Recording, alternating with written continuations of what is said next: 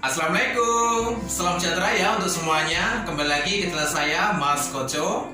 Salam hormat ya buat teman-teman dari segala penjuru Nusantara nih, dari Medan, Lampung, Palembang, Jakarta, Tangerang, Bogor, Semarang, Jogja, Solo, Surabaya, Denpasar, Lombok, dari Pontianak, Banjarmasin, dari Makassar, Palu, terakhir Manado. Semoga selalu dalam lindungan Tuhan Yang Maha Esa, diberikan rezeki yang banyak buat beli beras semoga berlian. Amin, amin ya rabbal alamin.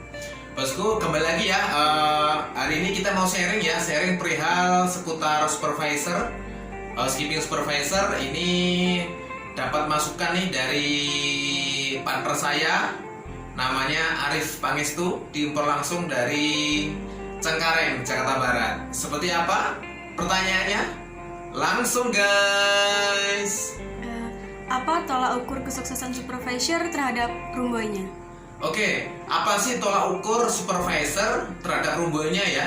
Nah, jadi yang perlu digarisbawahi, supervisor itu akan sukses ya. Tolak ukurnya adalah di saat mengecek kamar itu tidak memakai senjata sama sekali. Jadi pengecekan langsung di screening, langsung segera visi. Karena apa? Semuanya sudah rapi, bersih, dan nice. Itu tolak ukur kalau kita sebagai supervisor yang sukses mendidik timnya. Tapi kalau supervisor masih memakai semprotan pengharum, terus memakai lap atau mungkin persenjataan, jadi itu dikatakan belum afdol membuat timnya itu pintar. Tapi konsekuensinya kalau tim kita semuanya pintar, di video sebelumnya ya siap-siap nanti dilirik sama hotel lain. Jadi yang belum staff nanti bisa dilirik, diiming-imingi menjadi staff. Yang udah staff nanti bisa jadi diiming-imingi menjadi junior supervisor atau mungkin supervisor. Nah seperti itu. Jadi tolak ukurnya itu ya. Jadi tolak ukurnya saya ulang, yakni di saat masuk inspek kamar, supervisornya nggak bawa apa-apa senjata. Kalau perlu cuma lihat saja kamar udah ready for to sale, tinggal mendekati telepon, tinggal update PABX, langsung clean kamarnya. Itu. Next. Kebiasaan supervisor yang disukai room attendant, begitu juga sebaliknya. Oke, apa sih kebiasaan supervisor yang disukai ya sama roomboy dan sebaliknya yang kurang disukai sama roomboynya? Nah, kita ini ya yang disukai roomboy dulu nih. Nah, jadi seorang staff itu sangat senang ya bila supervisornya pertama itu sebagai seorang trainer ya, pelatih. Jadi mengasih tahu. Contoh, bro, hari ini ada kamar yang honeymoon ya. Kalau kurang tahu, ini tak kasih contohnya, dibuatin tutorial sendiri atau on the spot di kamar, atau mungkin bisa lewat briefing tadi. Jadi show up gitu, kita menunjukkan bahwasanya seorang supervisor itu ya ilmunya atau skillnya di atas staffnya. Karena apa? Benefitnya kan beda, di selangkah lebih tinggi. Jadi terkadang staff itu akan hormat ya Sifu, atau mungkin ya leader, bila mana leadernya itu atau supervisornya ke atas itu menjadi contoh. Tapi kalau cuma merintah terus staffnya bingung caranya gimana, tapi bodoh amat nggak tahu, yang penting beres, itu nanti biasanya ya agak kurang respect nanti staffnya. Jadi jangan sampai nanti ini cerita ya di negeri dongeng. Jadi itu pas mungkin di saat sore staffnya sudah di locker, udah mandi, udah mau ganti baju, dari grup front office, di grupnya ini ada tamu yang minta honeymoon. Nah akhirnya apa? Supervisornya turun ke locker, info ke staffnya, bro tolong lo bro, saya kan nggak bisa bikin artong lo bro. Nah itu kan nanti kan ya gimana gitu ya. Jadi ya kalau staffnya emang udah pulang ya pasang badan, oke, akan saya gantikan. Nah gitu. Jadi ini ya, itu akan membuat staffnya senang karena sebagai seorang leader trainer menjadi patokan. Berikutnya yang disenangi adalah ya. Jadi contoh nih. Oke, hal yang disukai sama ini ya staff terhadap supervisornya adalah kejujuran ya. Jadi kalau ada kamar check out, pas diinspek, dicek minibarnya, dicek kamarnya sama supervisornya, ditinggalin sama tamu, sesuatu sama tamu, entah itu makanan atau mungkin nominal uang, dia share japri ke grup atau mungkin japri ke staffnya, bro kamar ini bro ditinggalin sama tamunya nih, uang mungkin contoh berapa ribu atau mungkin dikasih makanan gitu, itu share dia, bukan diem-diem baik. Jadi emang ya itu nanti sepele tapi nanti membuat nanti akan respect, senang nanti staffnya. Nah seperti itu. Kalau emang ya ngebet mau kayak suatu misal, bro ditinggal sama tamu nih buah 5 kresek nih contoh, saya minta 1 dong. Nah kalau staffnya oke ya kita ambil seperti itu. Jadi ya harus kasarnya itu harus persetujuan nih, approval dari staffnya seperti itu. Karena kita harus ini ya menyadari benefit kita itu beda supervisor sama staff. Kalau staff SPV nanti masih berpikiran nanti masih jiwa-jiwa rumboy, nanti ya kasihan rumboynya lah ditinggalin sampah saja nanti kan gitu. Jadi yang harusnya haknya rumboy diambil nanti bahaya sekali. Itu yang salah satunya. Terus berikutnya hal yang disukai staff ya sama supervisornya itu berikutnya adalah recognition ya, penghargaan. Nah, jadi menghargai.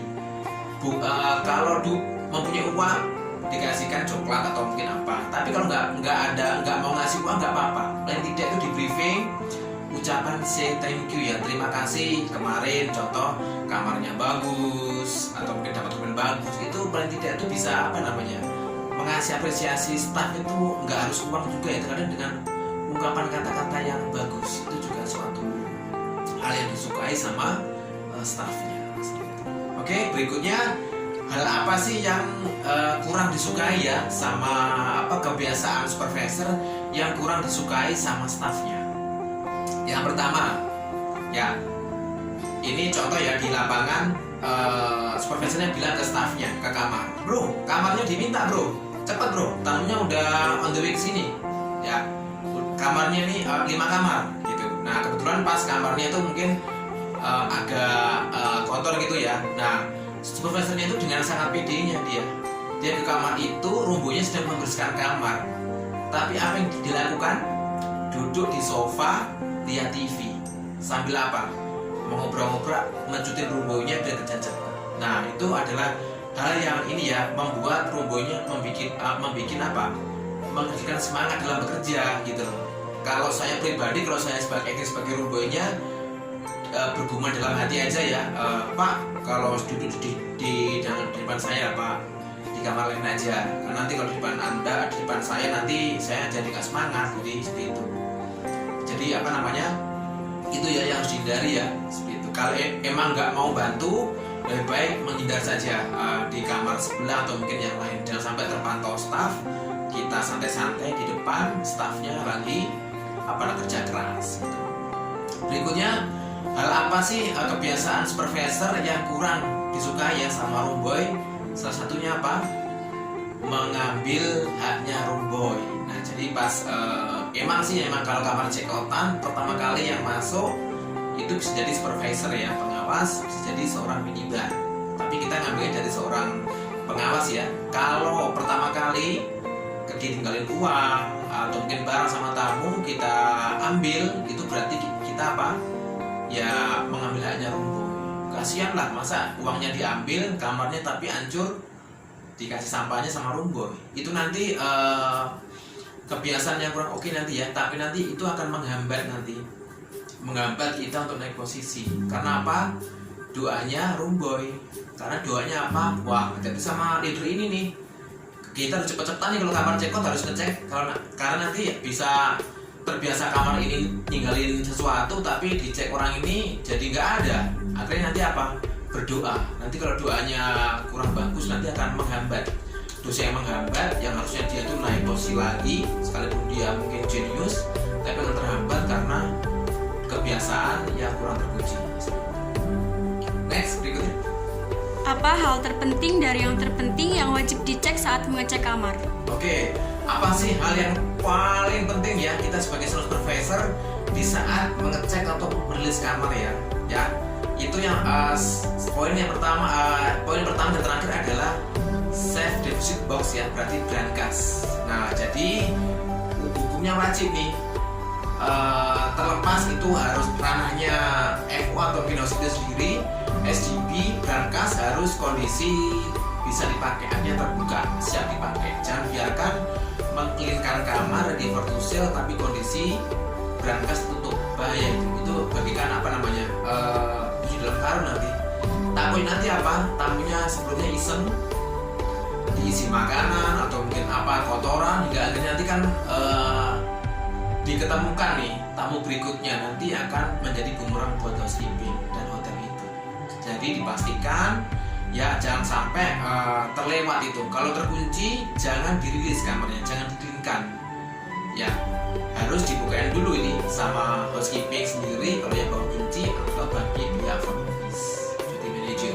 Jadi jangan sampai nanti tamunya ketinggalan, isinya mungkin emas kilo, dikelingkan ganti tamu baru. Nah pas nggak taunya tamu sebelumnya mengklaim ketinggalan emas kilo, akhirnya kita gimana memproteksi ke tamu? Kalau tamunya baik, kalau tamunya ini barang saya, mati kutu kita. Di saat itulah ya kita harus SOP ya, memastikan merilis kamar brankas sudah terpenting ya, hukum wajib. Jangan main-main, main klikkan saja kalau brankasnya terkunci. Oke bosku, terima kasih atas partisipasinya. Sampai ketemu ya di video selanjutnya. Assalamualaikum.